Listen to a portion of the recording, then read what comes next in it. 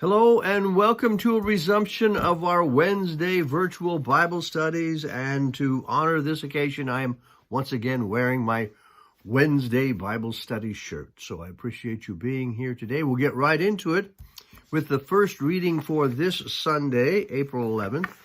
And that first reading is from Acts, and it's a story about the early Christian church. And this is from Acts chapter 4, verses 32 through 35. Now the whole group of those who believed were of one heart and soul, and no one claimed private ownership of any possessions, but everything they owned was held in common. With great power the apostles gave their testimony to the resurrection of the Lord Jesus, and great grace was upon them all. There was not a needy person among them, for as many as owned lands or houses sold them and brought the proceeds of what was sold. They laid it at the apostles' feet, and it was distributed to each as any had need. And this is the word of the Lord. So I was thinking about sound bites that I recall. Not necessarily the most significant, although some are, but I was thinking about sound bites from my past. For example, I have a dream. Important sound bite, probably for all of us. Or, that's one small step for man, one giant leap for mankind. Again, one that's probably memorable to many of us. And then, of course, we can't forget, damn hippies, which was a soundbite from my past, from a church, I think it was in Alabama. Nothing against folks in Alabama, wonderful people, but it just happened to be where this took place many years ago.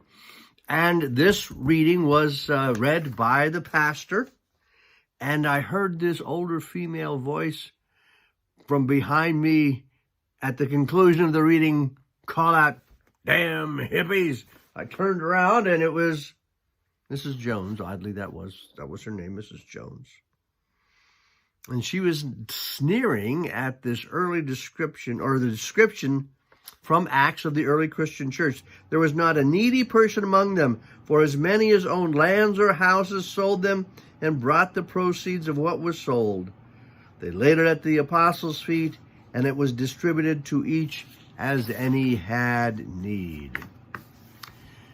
Many of you will remember, some of you will not, but the fact that those hippies were pretty active in the 60s, and there were a lot of communes, as I recall, where these hippies would get together and actually live out, or it seemed.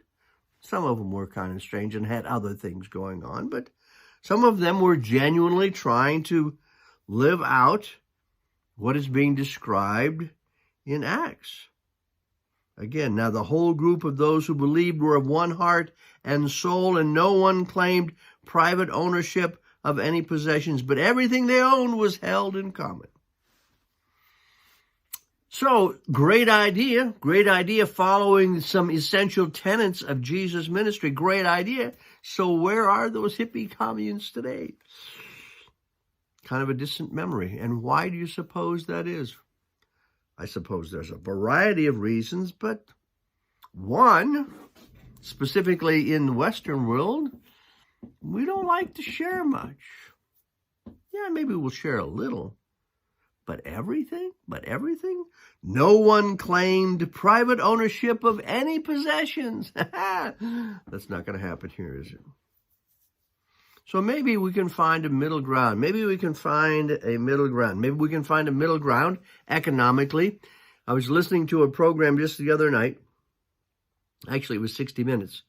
And this fellow, Darren Walker, who was the CEO of the Ford Foundation, was talking about the inequity of financial distribution in this country. And this guy, Darren Walker, says, he came from the investment world. Again, he's currently the CEO of the Ford Foundation, but he's got a very capitalistic background, and he claims to be a capitalist, and that is the best economic system in the world.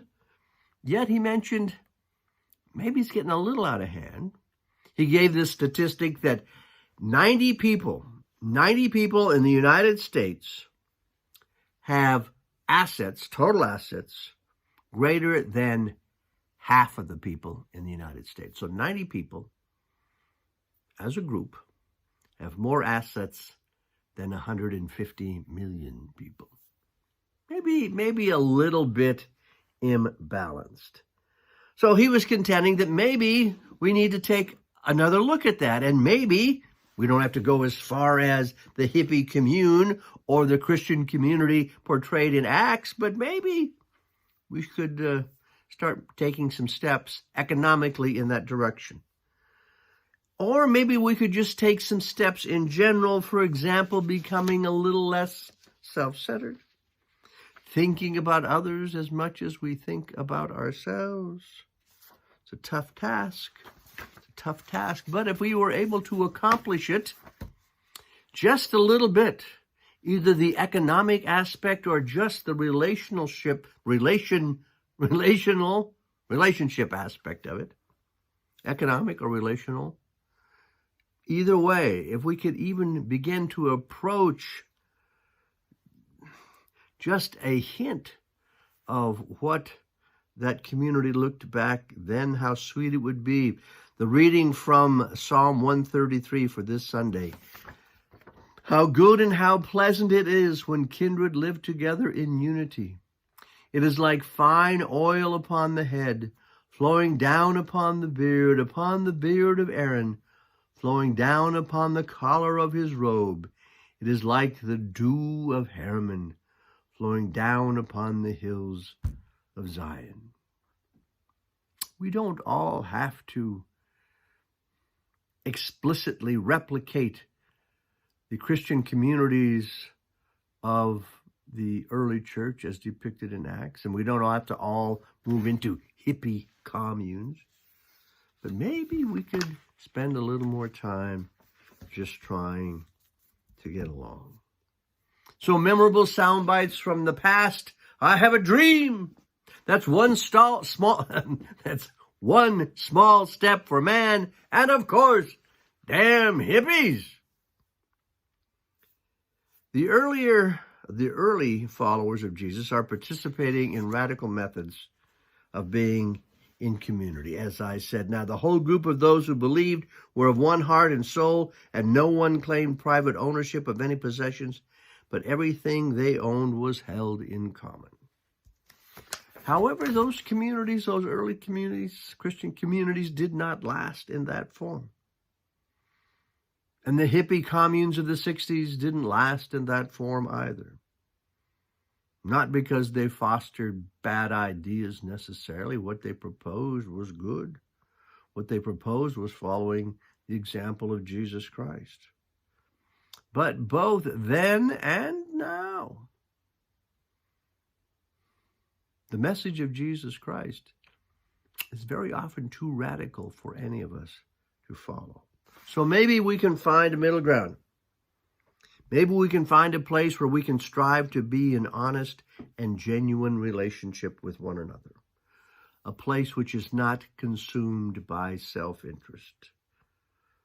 A place where, as the psalmist says, how good and pleasant it is when kindred live together in unity, like fine oil upon the head. It is like the dew of Hermon, flowing down upon the hills of Zion. Cool. Peace out.